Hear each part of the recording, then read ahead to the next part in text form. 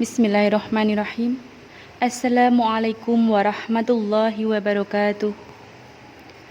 Selamat siang Bapak Suad, selaku dosen pembimbing filsafat ilmu, dan rekan-rekan kelas C yang berbahagia.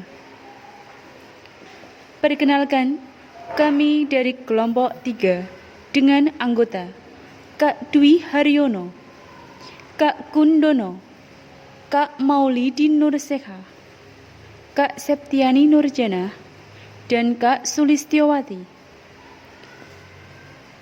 akan mempresentasikan makalah kami dengan judul Metode Ilmiah dalam Pemecahan Masalah pada mata kuliah Filsafat Ilmu.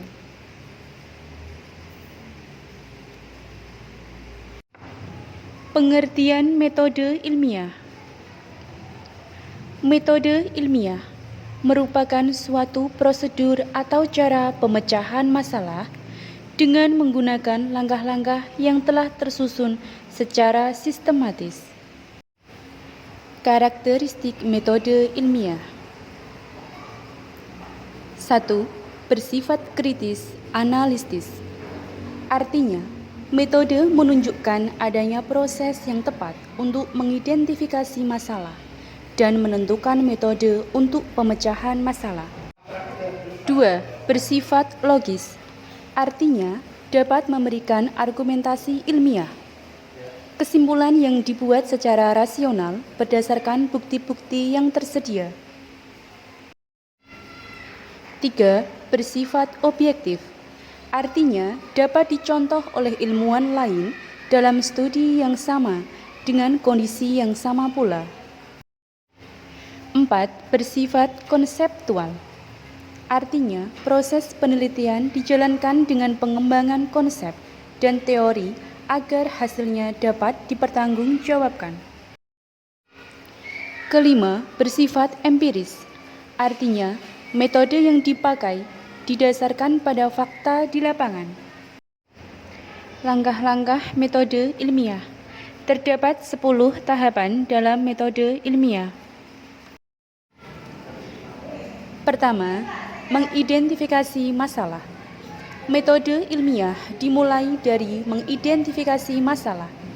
Caranya dengan mengamati lingkungan di sekitar atau juga bisa mengidentifikasi masalah melalui artikel maupun buku-buku yang dibaca. Kedua, merumuskan masalah. Ada beberapa hal yang perlu diperhatikan saat merumuskan masalah. Pertama, perumusan masalah berupa kalimat pertanyaan yang ingin kamu jawab dalam penelitian. Yang kedua, rumusan masalah yang dibuat harus dapat diuji atau diobservasi untuk menjawab pertanyaan tersebut. Yang ketiga, kalimat pertanyaan harus jelas dan mudah dimengerti. Ketiga, mengkaji literatur atau menyusun teori dasar. Keberhasilan bukanlah milik orang yang pintar. Keberhasilan adalah kepunyaan mereka yang senantiasa berusaha. Caranya, kamu bisa mengkaji berbagai literatur, seperti membaca buku, menganalisis penelitian terdahulu, atau membaca artikel jurnal ilmiah tentang topik yang kamu teliti. Yang keempat, yaitu membuat hipotesis. Membuat hipotesis yaitu dugaan sementara atas rumusan masalah penelitian. Nah, hipotesis ini harus berdasarkan dasar teori yang sudah dipilih dan bersifat objektif atau terukur. Yang kelima adalah menentukan variabel penelitian. Variabel penelitian merupakan faktor yang menentukan validitas atau kebenaran hasil penelitian yang dilakukan. Ada 3 jenis variabel, yaitu variabel terikat, variabel bebas, dan variabel kontrol. Variabel terikat merupakan variabel yang akan diukur atau diamati dalam penelitian. Variabel bebas merupakan variabel yang sengaja dibuat tidak tetap dan menyebabkan perubahan pada variabel terikat. Variabel kontrol merupakan variabel yang dibuat tetap.